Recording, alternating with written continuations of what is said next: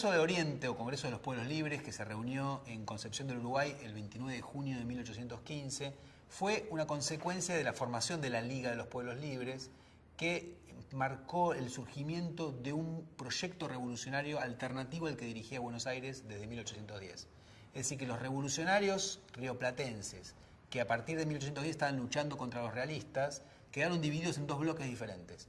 Un bloque centralista dirigido por Buenos Aires, en el cual estaban las provincias del interior, y un bloque del litoral, que era federal, ¿no?, o confederal, dirigido por José Gervasio Artigas, y en el cual estaban la Banda Oriental, Entre Ríos, Santa Fe, Corrientes y Las Misiones, que después se convirtió en una provincia con el nombre de Misiones, y durante unos meses también Córdoba. Así que era un bloque bastante importante, que en 1815, cuando se consolidó como tal, mandó a hacer una reunión para, digamos, organizarse. En 1813, cuando se reunió la famosa Asamblea del año 13, los diputados que había mandado la provincia oriental o la Banda Oriental, enviados de Artigas, habían sido rechazados porque proponían que se declarara la independencia, que se formara una república y sobre todo que hubiera una confederación y que la capital no fuera Buenos Aires. Como el Congreso se celebró en Buenos Aires y los porteños eran mayoría, excluyeron a esos diputados y ahí comenzó una escalada de un conflicto que terminó con la formación de la Liga separada del sistema que dirigía Buenos Aires. Hasta 1815 los artiguistas lucharon contra el gobierno centralista de Buenos Aires, pero en abril de 1815 hubo una rebelión que dio por tierra con el gobierno centralista, que era el último director supremo fue Carlos de Alvear, y todas las provincias intentaron otra vez unirse en un solo sistema. Buenos Aires entonces decidió negociar con Artigas y envió a dos diplomáticos, y Artigas mandó convocar a un congreso en Concepción del Uruguay para comunicar qué es lo que se había, qué es lo que había acordado con los porteños.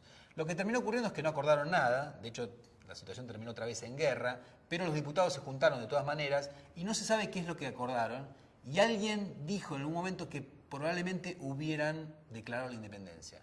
En realidad no hay ninguna prueba de que hayan declarado la independencia, básicamente porque no hay ningún acta, pero además porque los diputados que dejaron memoria sobre ese congreso no lo mencionaron. Y sería muy extraño que alguien que estuvo en un congreso donde se declaró la independencia no lo mencione en su memoria ni en los escritos sobre ese congreso. ¿De dónde sale esta versión? De que Artigas, en 1816, cuando las Provincias Unidas, ¿no?, en Tucumán, el 9 de julio, declara la independencia, Artigas le escribe a Pueyrredón, que es el nuevo director supremo de las Provincias Unidas, y le dice: nosotros hace ya más de un año que nos consideramos independientes. Ahora, se podían pensar independientes sin necesidad de haber declarado formalmente la independencia. De hecho, uno puede considerar que desde el momento en que la Liga de los Pueblos Libres se junta, en 1814, ya las provincias que la componen se consideran independientes. No hay ninguna prueba de que en el Congreso de Oriente se haya declarado una independencia o que alguna vez haya existido un documento independentista de la Liga de los Pueblos Libres, ¿sí? Entonces, festejar el 29 de junio es medio extraño, dado que no hay prueba, no hay ninguna evidencia de que eso sea así. Lo que sí es muy positivo es rescatar esa experiencia. Digamos, hace años era muy difícil para la historia argentina o para la historia uruguaya, para la historia americana, encajar las experiencias que no se sujetaban a las fronteras nacionales que se crearon después. Entonces la Liga de los Pueblos Libres era extraña porque para muchos argentinos era un tema uruguayo, pero muchas provincias que hoy son argentinas fueron parte de ella. Santa Fe, Entre Ríos, Misiones, Corrientes, no enviaron diputados al Congreso que declaró la independencia en 1816 en Tucumán, pero sí participaron de la Liga de los Pueblos Libres junto con la Banda Oriental, ¿no?, que después terminó siendo Uruguay, pero es algo posterior. Entonces, reincorporar en un discurso de historia argentina y americana la experiencia muy interesante, aparte y fundamental para entender nuestra propia historia, de la Liga de los Pueblos Libres es fundamental.